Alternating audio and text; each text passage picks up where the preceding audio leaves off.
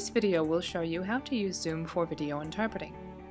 After accepting a video interpreting booking with all graduates, you can expect to receive a confirmation email with the details of your booking. This will include the link to both a test call with an all graduates coordinator and the link for the actual meeting, as well as our general guidelines for video interpreting. This email will also include the link to your service delivery form, which needs to be filled in upon completion of all video interpreting bookings.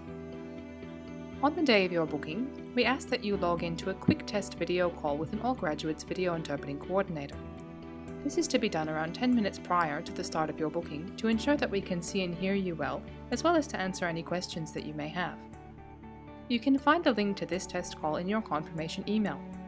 Please click on this link 10 minutes before the start of your booking. The meeting should now load, however, if you notice that this is taking some time, you can click on the button that says Launch Meeting to speed up the process. You will need to wait for the All Graduates coordinator to allow you into the meeting. This may take a moment or two.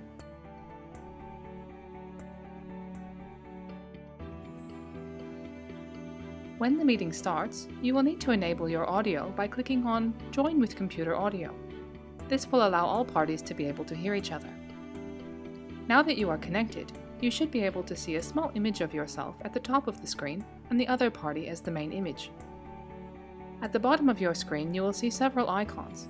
Starting from left to right, we can mute and unmute our microphones, turn off and back on our camera.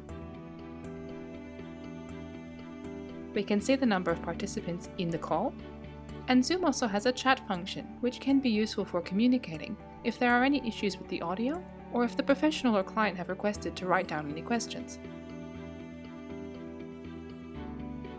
The rest of the icons you should not be required to use, such as the Share Screen, Record, and Reactions buttons.